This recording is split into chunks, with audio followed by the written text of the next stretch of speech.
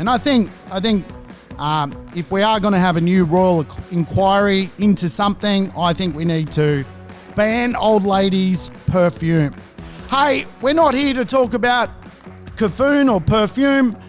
We're here to talk about how to make capital growth, get strong yields, find that next hotspot, and invest in that lifestyle precinct, which is going to be absolutely game-changing for the future.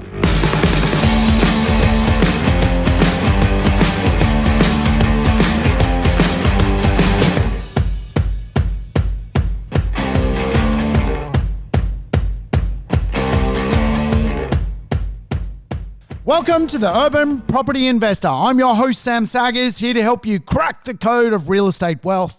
Today's show, we're going to code crack what it means to be sustainable in 2021. We're going to talk about sustainable real estate and some of the green swan events which have recently unfolded across the nation and seem to continuously unfold. We're going to crack the code. Yes, we're playing Donkey Kong of the green economy, green economics. What does it mean for you as a property investor into the future? What does it mean today? How can we further understand our education when it comes to things that are green? Are we going to all hug trees? Is climate change real? What is actually going on? And why, as a property investor, should you even bother caring? Today's show is all about cracking that code and understanding what the future may mean for you as a property investor when it comes to climate resilience. Yes, does that sound fun? I tell you what, I've just been to a very interesting place. I've just got back from Lord Howe Island. If you listened to my last podcast, you probably comprehended I took off straight after that podcast to Lord Howe Island. I tell you what, that place is pretty special. Yes, if you've never had a chance to go, I would suggest you do. It is absolutely cracking. It is an island which is the lowest coral reef in the world, and it's situated about an hour and a half off Port Macquarie. To get there, you just jump on a Qantas flight, but I tell you what, it's a little plane, so if you don't like flying, it's probably not the best place in the world to go because you fundamentally sort of hang out with the pilot to get there. But once you land, it is breathtaking. In fact, Lord Howe Island really only allows around 300 visitors at any one time on its island. And you just see the most amazing wildlife, get to do the most amazing adventures. It's probably not the best place to go if you want to have a fluffy duck and sit on a deck chair and read a book. It's actually more designed around adventure. So if you like the idea of swimming with turtles or swimming with sharks and floating over beautiful coral and being a little bit aquatic, it's definitely the place for you. If you like the idea of climbing bushland and mountains, it's definitely the place for you as well. You basically feel like you're constantly in a little triathlon to go and see bird life, sea life, and get amongst it. It's really a great adventure place. As for the, amenities, well, it is a little bit interesting. You've got sort of one cafe, one milk bar. There's one little bar there. The barman's also the physiotherapist. So Lord Howe Islanders are a great breed of people. And I tell you what, my great friend Marcus Pearce does all these studies around the blue zones around the world where people won't die. I've told him about Lord Howe Island. I think Lord Howe Islanders will actually live longer than mainland people in Australia. I've got a theory. I've got a hunch. He's going to go and check it out. Because there really is no stress there. There is fundamentally even a society which basically lives on foot and just enjoys the most magic of scenery, and there is certainly no stress. If you want to rob convenience stores, Lord Howe Island is a great place. Fundamentally, the shopkeepers aren't even in their shops. So if you like stealing things, and you want to put things in your backpack, or some Coca-Cola, some CCs, and fundamentally flog things from a convenience store, Lord Howe Island is ideal because it really is an amazing place. It's kind of like stepping back in time. The only downside to Lord Howe Island is, particularly when you travel there as a sort of, someone who's young at heart, middle-aged, I'd like to say, I'm in my 40s. You travel there sort of outside, I guess, of traditional holiday seasons when other 30 or 40-year-olds travel. You are traveling there if you go there off-season with the Grey Army. So a lot of retirees hanging out at Lord Howe Island. And interesting, though, I got to speak to a couple of them and ask them about their world, because in the one cafe that you get to hang out in, fundamentally you run into the same people every single day. And if you have breakfast, lunch and dinner at the same cafe, you're going to meet a few people. For me, I got to have a bit of a dinner with an older couple, and they passed on some of their wisdom to me. One of the things they did say around wealth was, as an older person in Australia, you tend to be discarded. Yes, that doesn't sound nice, does it? People, they were sort of saying that, the way it sort of you tend to feel is you tend to be sort of discarded by society.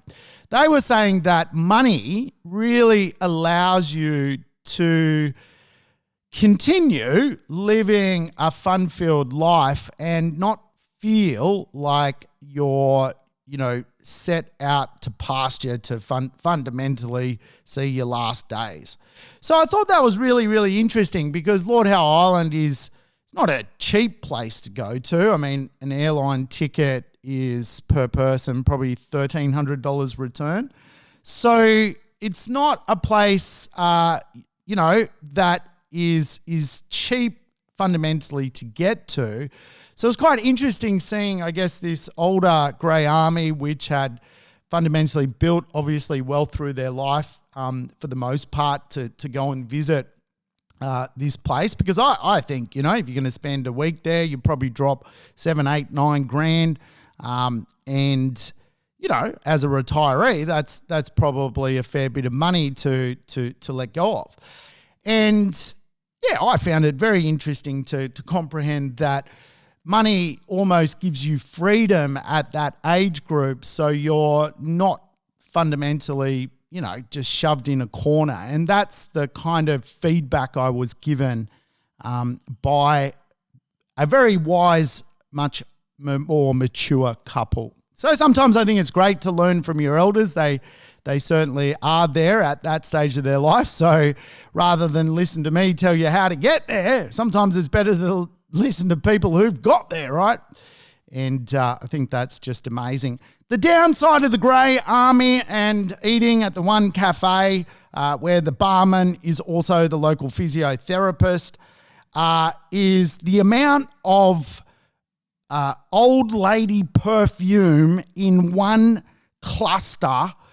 It was in some respects unbearable. We talk about the COVID clusters, the Avalon clusters. No one's talking about 30 older women with horrible Chanel perfume on being clustered in a cafe with someone who gets caffoon. And I tell you what, I certainly had to break free on many occasions from the mature, older female species perfume. And I think if we are going to have a new royal inquiry into something, I think we need to ban old ladies' perfume. Hey, we're not here to talk about caffoon or perfume. We're here to talk about how to make capital growth, get strong yields, find that next hotspot, and invest in that lifestyle precinct, which is going to be absolutely game-changing for the future. And I tell you what, today's show, we're going to dig into some of the occurrences which are occurring. We are seeing a lot of green swan events, and I want to recap on this. I want to talk about it, Again, I've probably touched on it in a few past episodes, but we're going to have to build some wealth in our life. And to live a fun-filled life as an individual here in Australia, there's some new statistics which are out. You need about $135,000 individually to live what would be considered a fairly fun existence in Australia.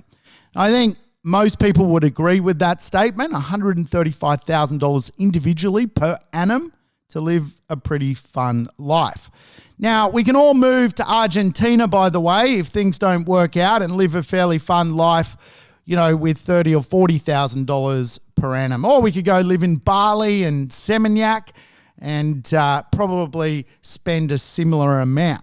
So we're very blessed here in Australia that we've always got options. But if we do want to stick to better healthcare, better political situation, and obviously stay put in a place we obviously love, we're going to need individually around $135,000 to have fun in retirement per person. So per couple, that's probably about $270,000. Remember to create income from real estate. On average, I sort of teach that for every $2 million worth of real estate paid off, you're probably going to pull around $100,000, maybe a little bit more in revenue. So at a base level, I think to have fun, we're going to need, 4 or 5 good pieces of real estate in our portfolio. And that's cool. It's just a bit of a journey to get there. And it is, as I've discussed in past episodes, a bit of a process which is not quick. It takes a little bit of time. So seeing as we're on this journey together to build wealth, to end up on a passive income, I think it is worth talking about the green swan. Yes, we've had the black swan with COVID, and we seem to always run into green swan events recently. Doesn't it feel like there is a climate impact occurring just about every other week? And the recent floods on the east coast of Australia, whereby we had torrential rain not seen in that dynamic for many, many decades, flooding certain communities, places like Port Macquarie, parts of Coffs Harbour, fundamentally went underwater. We as property investors need to be very diligent around how we go and invest and where we go and invest and how we can beat the green swan. Yes, we're playing Donkey Kong with the green swan itself, because I do believe that we live in a changing planet, and I think there is ways to make money out of the change as a property investor, but also end up in a position where we don't lose money. Remember, the number one rule of property investment is not to lose money. So if we were to wake up 20 years from now with an asset which produces no income, for me, that is going to be a very wasted journey. And the green swan and economic effects of climate potentially is going to eradicate a lot of property investors' future income as we start to see big problems with insurance around the world, around Australia, and certainly around New Zealand. So the key themes I want to talk to you about is the idea that cities and real estate is well on its way to a future of net zero emissions. And that is something that I think we as property investors probably we're turning a bit of a blind eye to the reality of what is occurring out in society, some of the big changes which are unfolding. Investors really need to start to navigate this pathway to net zero. And I think understanding what I'm talking about, as I'll further allude to, is going to help reshape your portfolio so you can attract the consumers of tomorrow and, of course, end up in a place where potentially your property is first pick amongst a very crowded real estate marketplace. Now, as you know, I teach the idea that we've got to go out and choose really good real estate and a really good location where people can live, work, and play, because behavioral economics teaching us that people are now more set to live more local than ever before.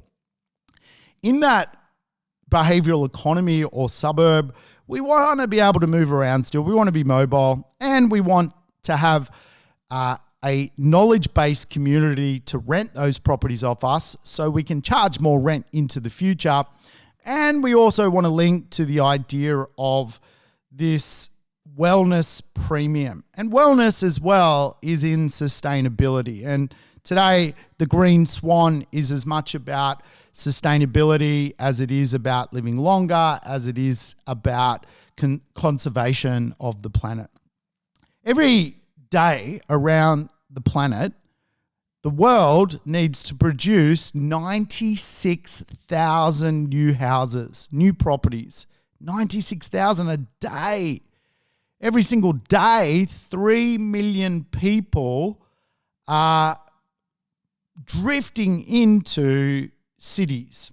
Every single week, rather. People are drifting into cities. So we talk about this kind of like deurbanization here in Australia of New Zealand, of a few people running off to Lake Weirdo to go and live. And today I want to question that, because if those people study some of the climate dynamics, they may just reconsider actually moving further afield in certain areas. And as we see, many people move to Port Macquarie. Is their house underwater today? Again, 3 million people a week around the world are moving to cities, and cities are on their way to a net zero output in much of the world. Every 3 minutes and 55 seconds in Australia, we need to create a new property. In New Zealand, it's like every 7 minutes and 30 seconds, a new dwelling needs to be created. So I find real estate is actually kind of easy understanding these dynamics, right?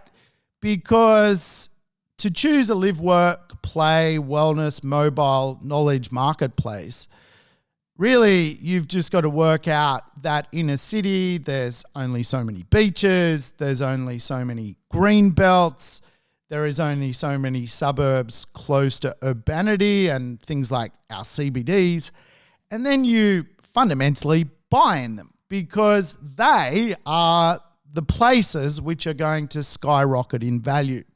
In Victoria, there are 18 suburbs which are considered bulletproof for climate change. They get a 6-star rating for livability.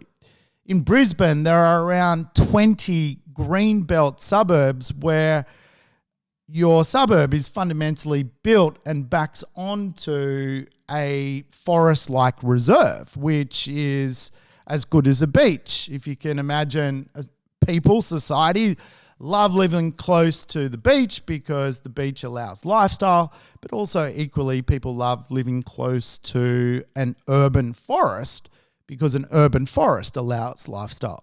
So when we think about how to map out a property portfolio, I kind of break it down into really sort of 3 sections: beaches, green belts, and CBDs. So again, the idea that human beings ultimately want this very livable experience, but there isn't much of, there are only so many beaches, green belts, and of course major capital CBDs in Australia. Think about a CBD, for example. Really, there's only 3 or 4 of them that are fun in the whole of Australia. Melbourne, Sydney CBD, they're freaking awesome. Brisbane CBD's awesome. Perth CBD's okay. Adelaide's fucking boring. So like Hobart's pretty cool. You go to Hobart, you go down to Salamanca markets, you have some weird cheese, you have a strange pheasant pie, you have a Guinness, and then you leave. Like, think about the idea that as a property investor, there is only so much quality floating around, right? And then you can break it down even further if you want to get really sustainable. In, for example, the beaches, the green belts, or the urban CBD centre, it's probably one project at any time which is breaking records for sustainability. And it's these questions that I want to bring up in this podcast today, because it does feel like to me that there's a green swan event more often than in the past. And I'm old enough to understand that Australia's been through many climate conditions, but it does feel like we're being told every single year now, this is a new record, new hottest day, new heaviest rain day, new heaviest hail day. So properties are under threat by green swans. And it is argued that green swans will trigger the next big crisis in certainly real estate. And I want to talk to you about what that really looks like from a cash flow point of view. Now, think about it. Today, there are some cities which went underwater in the last floods, places like Port Macquarie. What does that do to the insurance of parts of that city? Well, of course, those premiums skyrocket in value. And again, if we own those assets and we're expecting to create income out of those assets, and they've gone off and skyrocketed in value insurance premiums, we're already in trouble. And of course, I've talked about this before, the notion of the urban heat island effect. The urban heat island effect, of course, basically is that in our major areas, our major cities where people live, where 5 million residents live in Sydney, there are suburbs in Sydney which are hotter more often than other suburbs which are simply cooler. Again, what is the value conversation if your suburb is cooler most of the year round than an area which is much hotter? And again, this is what insurers are actually looking at. So I've sat in on some pretty detailed lectures around insurance and around future policy of how to assess the conversation of insurance. And those conversations lead to a couple of dynamics which are unfolding, and I want to talk to you about this. Now, climate measurement standards are something insurers look at.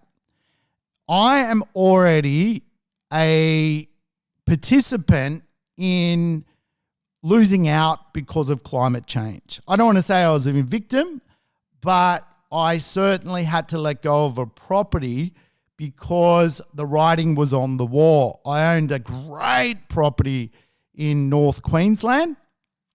And of course, North Queensland in Australia is in a torrential rain, flood, and also cyclone-prone area.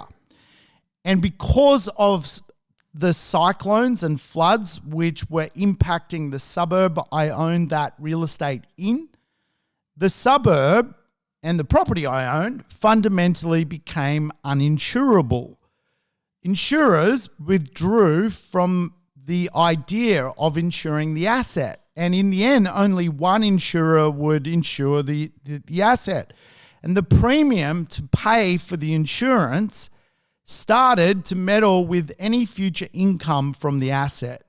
Meaning, even if I held on and got growth, the cost to run the property was so expensive because of the insurance that even if I held the property 20 years and then tried to live off it from income and paid it off, I would get very little income from that asset into the future. In other words, my retirement was actually connected to an asset which was going to produce no income. And of course, once I kind of did the numbers, I realized it was time to bail. And I owned that asset for around 7 years and had to let it go. I liked the property. I actually got to use it. I was playing around with it in short-term rental concepts. But the insurance just knocked it for 6. And the climate risk of that asset was something that, as a property investor, taught me a big lesson about where this is all headed. By the turn of the century, within sort of 30 years, right, the day you retire, this is the craziest part. The day you retire, you're probably going to work for 30 more years max. 720,000 properties in Australia will not be insurable. Not be insurable. Now, think about, obviously, there's a lot of dwellings in Australia, so there's plenty that will be. But there is also 1 in 20 that won't. And it's that 1 in 20 which I certainly want to make sure we navigate away from as a property investor, and we don't end up, as I did, a person who fundamentally, and I don't like the word victim. I don't think anyone's a victim, but I don't know what else to say at this point, a victim of climate change. So if we were to look at what insurers look at, they look at some pretty interesting modeling, right? For example, the danger index of bushfires is more prevalent in inland Australia, more prevalent in upper sort of Victoria, southern New South Wales, around the sort of inland belt, if you like, from really Queensland down to Victoria. If you comprehend, you're probably looking at far greater risk of insurance in many of the bushfire sort of seasonally hot weather places. The other thing I think is really fascinating, which does link to the urban heat island effect, is insurers measure hot days as an index of climate change. So days over 35 degrees Celsius is something in Australia that insurers look at.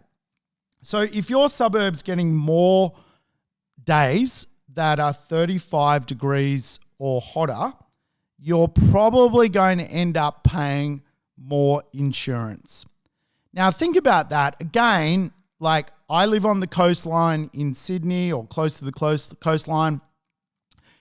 On the same day, I can be experiencing a 28-degree weather pattern.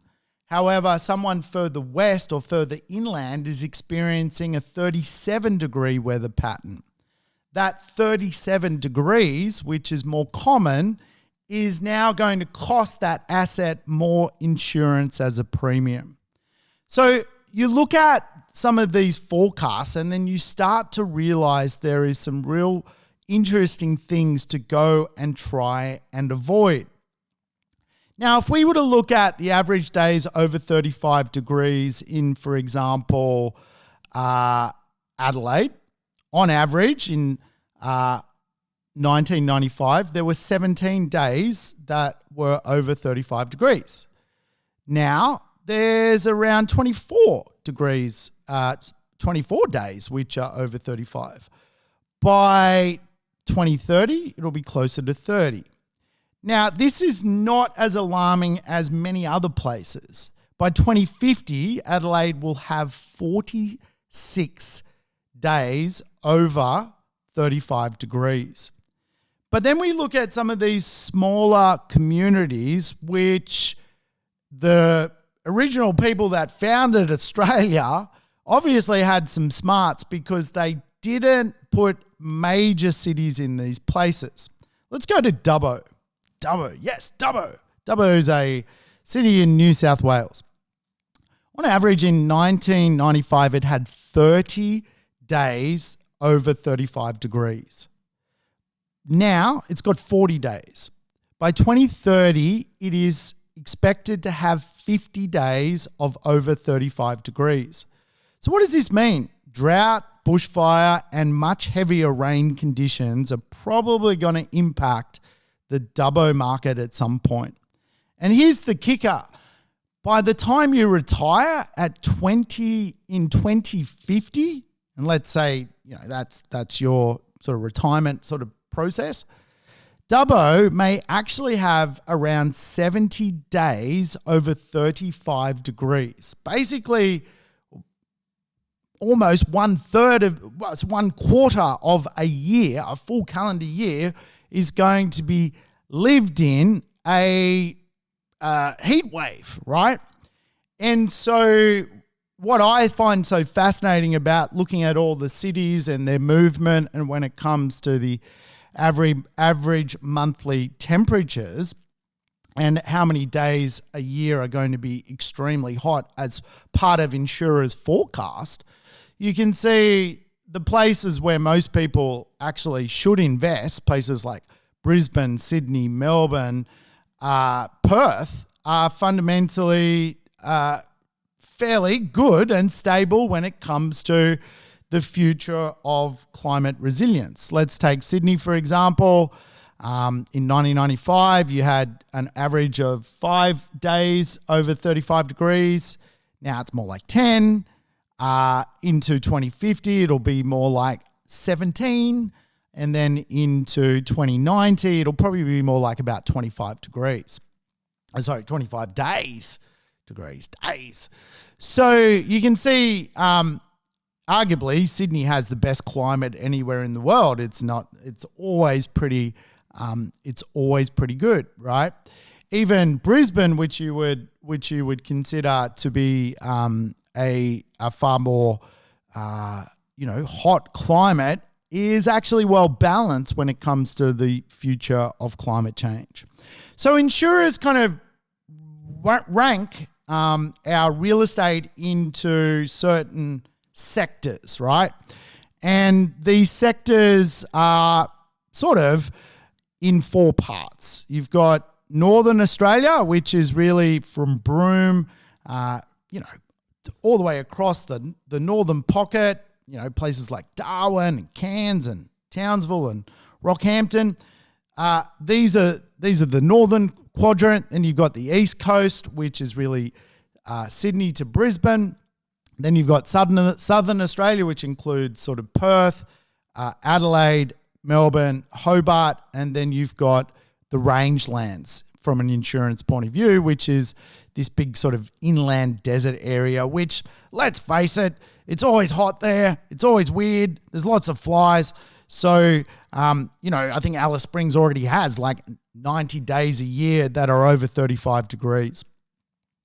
So the insurers look at this and then they go, well, how many cyclones are going to occur in these four quadrants? Well, as we know, in Cairns, there's going to be a cyclone quite often. And as cyclones are getting more intensive, all of a sudden the insurance risk of that city just becomes more and more expensive. What about large hail? Again, insurers look at the velocity of that and what hail can do. Hail potentially not as damaging as a cyclone, but still very, very damaging. What about extreme weather events and heavy rain? And again, insurers look at this kind of four-pronged quadrant to look at it. What about extreme fires, right? Fire condition, drought and fire. We went through that one, right? We've already done that one. Half of Australia burnt down. You were getting smoke literally bellowing all the way over to New Zealand back when the last big bushfires occurred. Again, when we look at the economic modelling, when we look at the city-by-city modelling, there are just certain areas which stand out as problem marketplaces to avoid. Then we've got flood risk, right? Obviously, our cities are connected to rivers.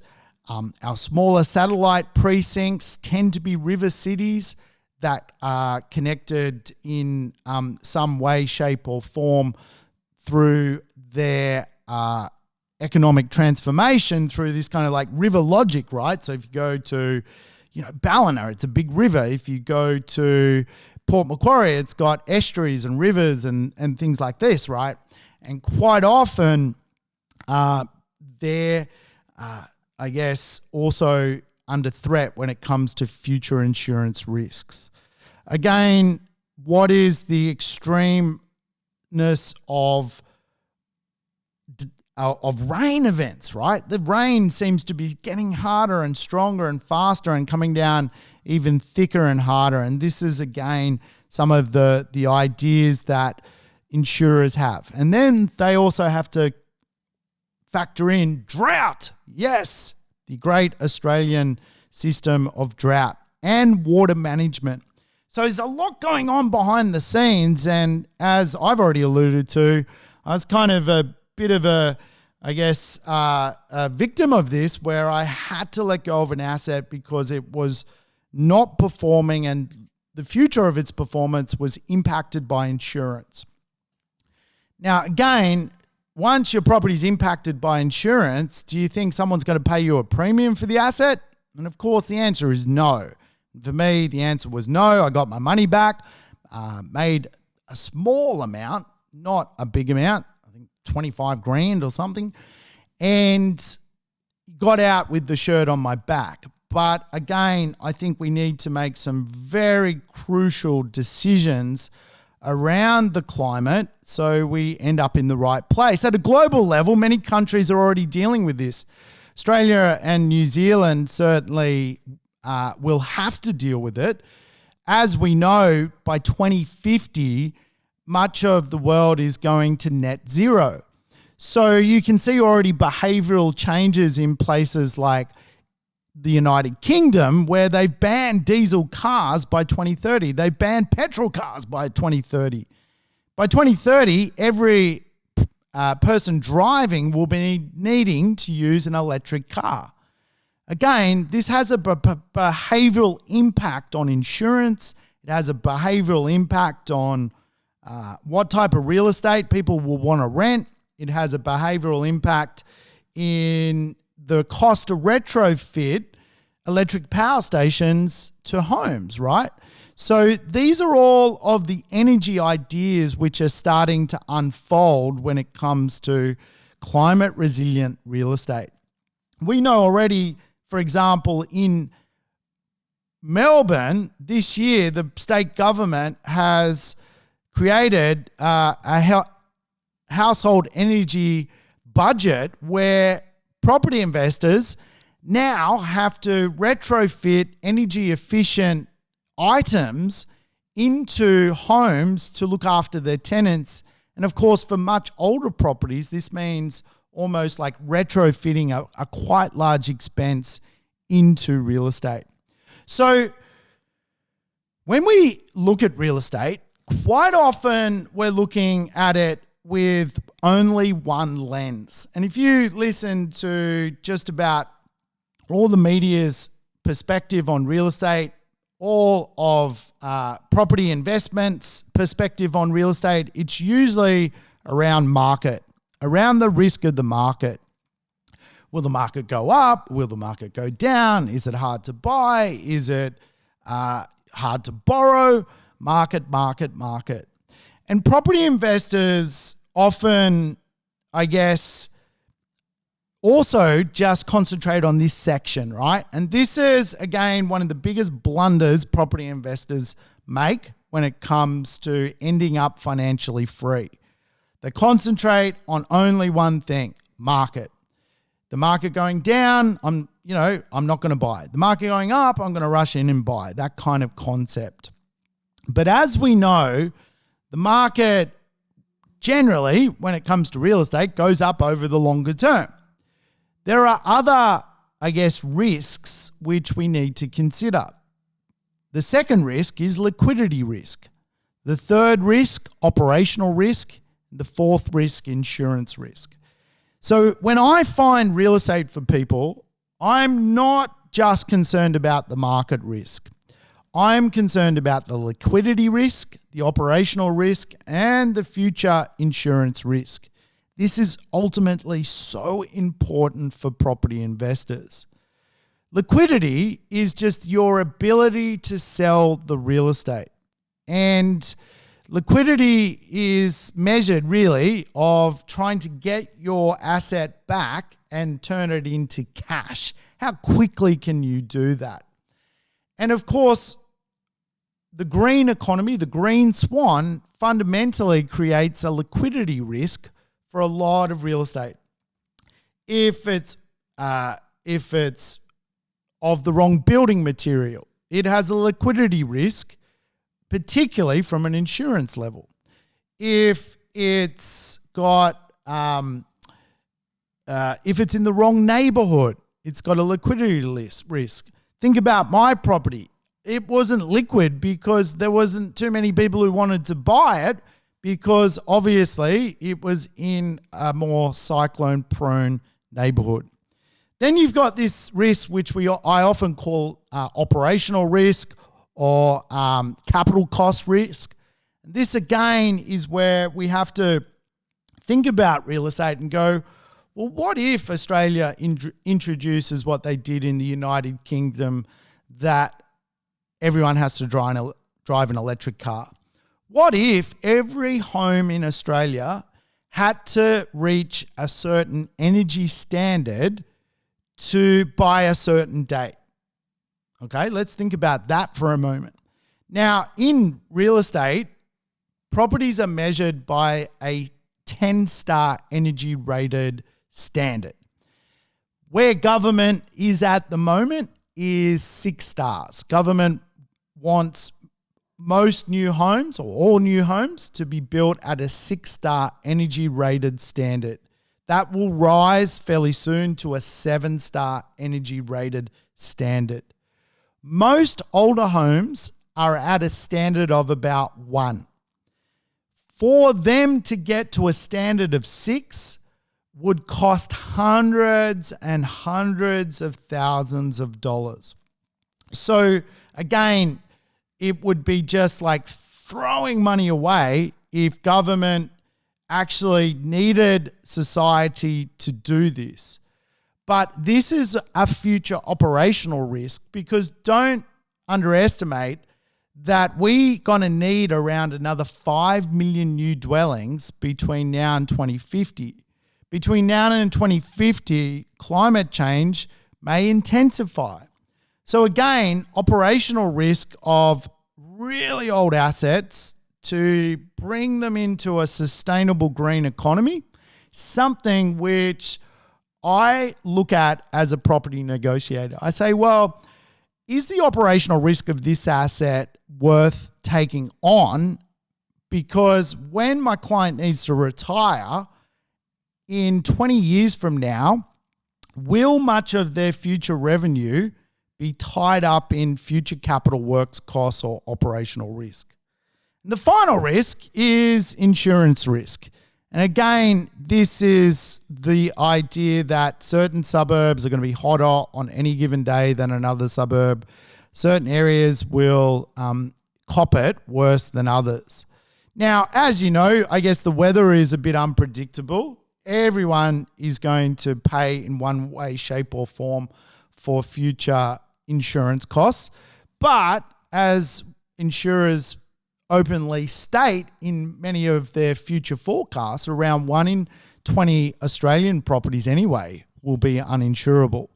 So for me, when I'm negotiating on real estate, I'm trying to make sure that I'm not going to end up in this place where it is fool's gold and it is not part of green economics. Green economics is about good safety for your future asset. It is much about good comfort as it is about good ideas around holding on to your income into the future. The global zero emissions target by 2050 is real. The Paris Climate Change Accord is real. homes will be asked to respond to something that is real. Even though we don't feel like it's real, it's real. There's 8 million properties that are existing today in Australia, according to the 2016 census. 8 million. By 2050, we're going to need another 5.6 million homes. Of that 13 odd million properties, potentially up to 1 million of them will not be insurable. Why? Because property accounts for 13% of Australia's overall annual greenhouse emissions. So do you think government's got a vested interest to try and clean up the property market? Of course they do. There could be some great economic benefits, new jobs. There could be certainly some extra investment by government into the industry. But without question, what we're going to see into the future is an impact into the property market where sustainable real estate may actually be something that people and consumers look for because they value real estate on future operational costs. You might not now, but if consumer habits change and all of a sudden we're dealing with, we want electric cars, we want smart, sustainable homes, then consumers are going to make that decision for you. It's a little bit like Bitcoin right now, right? Bitcoin is an early adapters marketplace. Fundamentally, people investing in Bitcoin do not believe that the fiat system of printing money of central banks and governments is the future. Right now, early adopters are investing in sustainable homes which have the right technology so that they don't fall victim to a future change in economic transformation. They are already bulletproof and own assets which are thermally efficient, that already are 4, 5, 6, 7, 8, 9-star rated properties. If you look into the Canberra marketplace, you already see this in practice, right? So you can go on to realestate.com and you can have a look at a property in Canberra. And if you read the bio of the property on realestate.com, you will see that it has to be advertised with a thermal standard. It might say energy rating 1.5 or energy rating 2.5. Again, where we're up to at a government level is 6. And we know in Canberra there has been a correlation between properties which have a higher energy rated efficiency scoring better when it comes to capital growth than those that don't. And that is very, very interesting because potentially it is a lead indicator for us as property investors as to what consumers want in the future, that they will actually assess real estate on its energy rating efficiency as much as anything else. And think about that for a moment. If you were to buy real estate and you never had an energy bill, would that influence your decision? If you were to be a property investor and you could offer real estate which came energy free to the tenant, would that actually be a benefit for your back pocket? Could you potentially charge more rent? These are all the questions which are fundamentally unfolding in the real estate community today. It's amazing to see it unfold, and certainly something that I'm very conscious about so that when I assess the future of real estate for my clients and they wake up in 20 years from now where they're living on income, they're not experiencing the risk of insurance. They're not experiencing the risk of operational costs. They're not experiencing the risk of future problems. And this is part of the big challenge. They will have a liquidable property. They'll be able to sell it and retire if they wanted to. And of course, everyone concentrates on the market, but what about liquidity? What about future capital costs? What about certainly future insurance costs. So again, if you look in the Canberra marketplace, you're going to see that it's already real, right? It's real in the European Union. It's real here in Australia, albeit in Canberra at this point, where you have to advertise your property's energy rating to sell your asset in Canberra. And again, to retrofit a home, which is perhaps scoring a 1.5, you would probably cost you about $300,000 just to get it up to about a 3.8 score on energy. And today, much of the newer stock is already scoring 6 and 7. And certainly I'm looking at real estate and that's targeting 8 at the moment. Again, when it comes to insurance, do insurers look more favorably on climate-controlled real estate? They certainly do. And I can tell you, even some lenders now are giving discounts on property loans to be part of the green economy. Hey, I hope you've enjoyed the episode. I've certainly enjoyed bringing it to you. Thanks for tuning in to the Urban Property Investor. I will catch you next time on a fun-filled episode, and we will play some more Donkey Kong and crack the code of property investment in both Australia and New Zealand. Bye for now. Thanks for tuning in to the Urban Property Investor. To never miss an episode, make sure you subscribe to the podcast on your favorite app or on YouTube. And I would love it if you could give the show a rating and share it with your friends and family. In between episodes, you can always keep in touch with me by connecting on social media over Facebook, Instagram, or LinkedIn. Until we meet again on the next episode of the Urban Property Investor, take care and bye for now.